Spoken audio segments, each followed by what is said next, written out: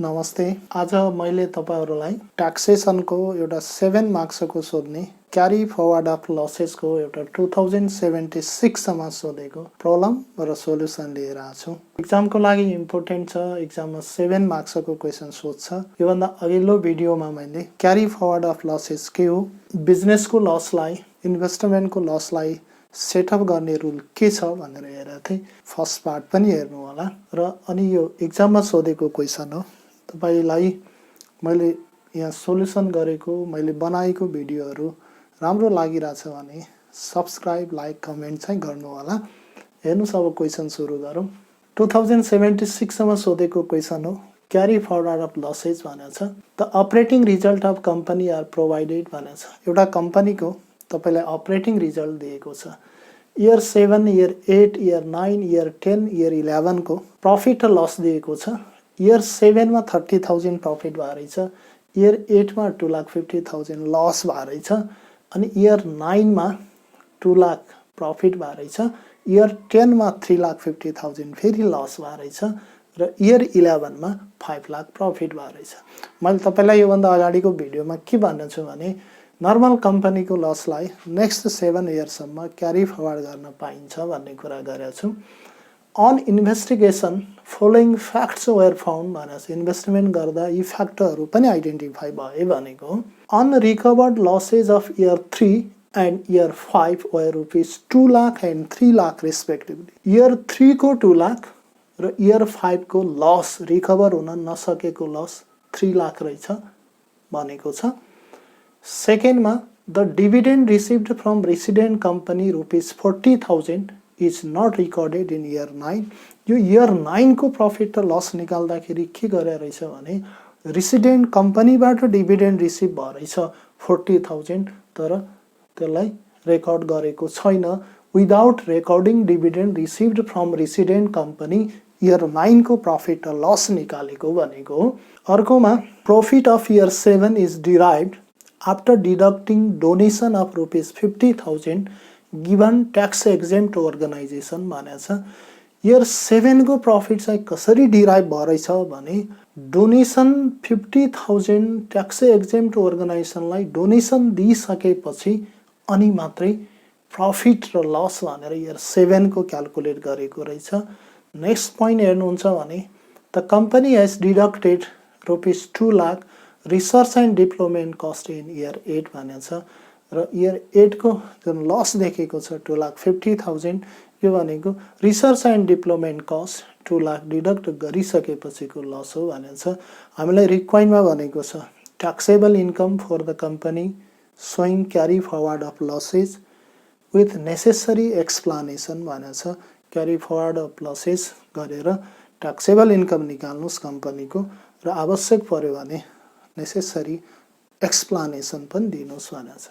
अब हेर्नुस् यो क्वेसनलाई सोल्युसन गर्ने बेला हामीले केही कुराहरू योभन्दा अगाडिको भिडियोमा नेक्स्ट 7 इयर्ससम्म लस क्यारी फरवर्ड गर्न पाइन्छ भन्ने कुरा गरेको छौँ।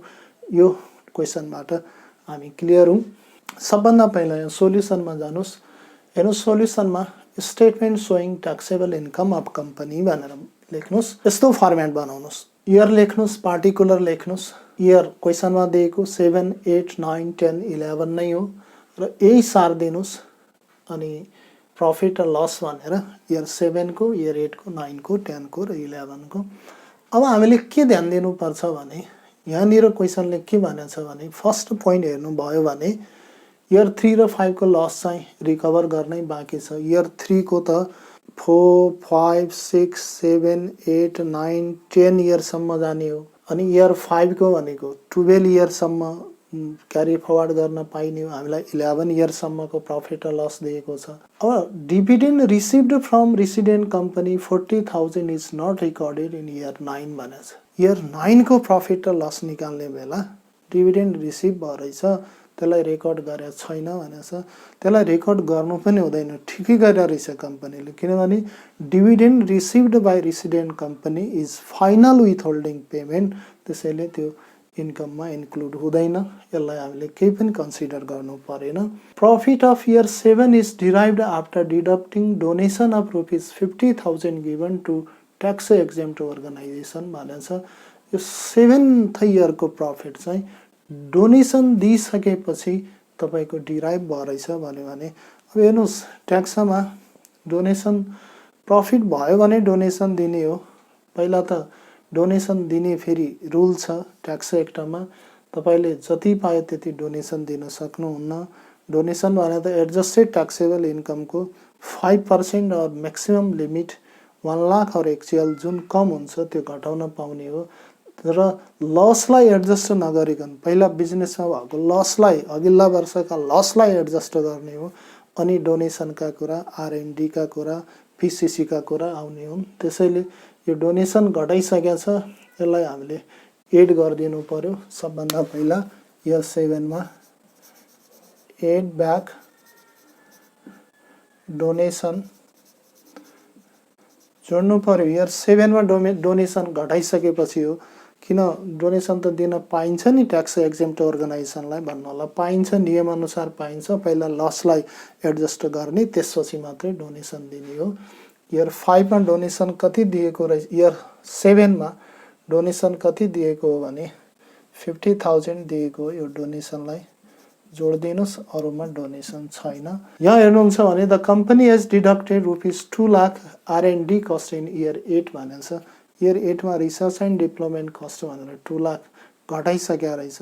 आरएनडी पनि नियम अनुसार दिन पाइने हो। 50% अफ एडजस्टेबल ट्याक्सेबल इन्कम अथवा एक्चुअल कुन कम छ त्यो पाउने हो। त्यसैले यसलाई पनि एड गरिदिनुस्, पीसी आरएनडी भनेर आरएनडी लाई एड गर्नुस्। यो इयर 8 मा हो। इयर 8 मा रिसर्च एन्ड डेभलपमेन्ट कस्ट भनेको 2 लाख हो। र यति गरिसकेपछि अब के गर्नुस् भने एडजस्टेड प्रफिट एन्ड लस निकाल्नुस्। एडजस्टेड प्रफिट एन्ड लस भनेर निकाल्नुस्। यो जोड्नुहुन्छ भने 80,000 प्रफिट भयो। यो 50,000 मात्रै अब लस बाँकी रहन्छ। आरएनडी जोड्यो भने यो 2 लाख नै भयो। यो 3,50,000 नै लस हो र यो 5 लाख नै लस। यति गरिसकेपछि पहिला के गर्दिनुस् भने एडजस्टेड प्रफिट र लस निकाल्दिनुस्। नियम अनुसार नआएका खर्चहरू, घटाएका खर्चहरूलाई जोड्दिनुस्। कुनै इन्कम लेख्न बाँकी भएर प्रफिट र लस निकालेको छ भने पनि त्यो जोड्दिनुस्। एडजस्टेड पीएल निकाल्नुस्। अब गर्नुस् क्यारी फरवर्ड अफ लसेस भन्नुस्। Carry forward of losses. अब यहाँ क्वेसनमा हेर्नुस्, सबभन्दा पहिला त इयर 3 को लस छ भनेको छ। अब इयर 3 भनेर लेख्नुस्। यहाँ इयर 3 को लसको कुरा गर्नुहुन्छ भने इयर 3 मा 2 लाख लस हो। 2 लाख हो त इयर 3 को नेक्स्ट 7 इयरसम्म काउन्ट गर्नुस्। अब इयर 3 को 7 मा 80,000 लाई एडजस्ट गर्न पाइयो, 80,000। अब इयर 8 मा लसै छ। इयर 3 को लसलाई इयर 8 मा फरवर्ड गर्न पाइएन। इयर 3 को 9 मा पनि जान्छ। 9 मा अब हेर्नुस् टोटल इयर 3 को लस 2 लाख हो। 2 लाख मध्ये 80,000 चाहिँ हामीले इयर 7 मा यसलाई सेटअप गर्यौं, फरवर्ड गर्यौं भने इयर 9 मा अब 1,20,000 लाई यहाँ एडजस्ट गर्नुस्। इयर 3 को लस चाहिँ सेटअप भइसक्यो इयर 9 मै, किनभने इयर 3 को 11th इयरसम्म, किनभने 3 लाई छोड्दिनुस्। त्यसपछिको 7 वर्ष काउन्ट गर्नुस्। 4, 5, 6, 7, 8, 9, 10, 10 वर्षसम्म यसलाई सेटअप गर्न पाइने भयो। इयर 3 को 2 लाख लस सेटअप भयो, एडजस्ट भयो। अब इयर 5 को कुरा गर्नुस्। यहाँनिर इयर 5 को लसको कुरा गर्नुहुन्छ भने इयर 5 मा 3 लाख लस छ। इयर 5 को 3 लाख लस यहाँ छैन। अब यहाँ प्रफिट बचेको छैन, यहाँ अलरेडी लस छ, यहाँ भएन। अब यहाँ हेर्नुस् 2 लाखबाट 1,20,000 लस एडजस्ट गरिएको छ भन्यो भने अझै 80,000 यहाँ एडजस्ट गर्न पाइनेछ। 80,000 यहाँ गरौँ, अनि यहाँ लसै छ इयर 10 मा। अब हेर्नुस् टोटल 3 लाख लस हो। 3 लाख मध्ये 80,000 त इयर 9 मा गएर हामीले सेटअप गर्यौं भने, एडजस्ट गर्यौं भने 3 लाखबाट 80,000 घट्यो भने फेरि 2,20,000 चाहिँ यहाँ गएर इयर 11th मा गएर यसलाई एडजस्ट गरौँ 2,20,000 र 80,000 जोड्यो भने 3 लाख हुन्छ किनभने इयर 5 को त इयर 13 सम्म एडजस्ट गर्न पाइन्छ। अब त्यसपछिको कुरा गरौँ। यो हेर्नुस् इयर 8 को पनि त लस छ नि। इयर 8 को 50,000 लस छ। इयर 8 को इयर 9 मा एडजस्ट गर्नलाई अब प्रॉफिट बच्या छैन। इयर 10 मा अलरेडी लस छ र इयर 8 को लाई अब यहाँ चाहिँ प्रॉफिट बच्या छ।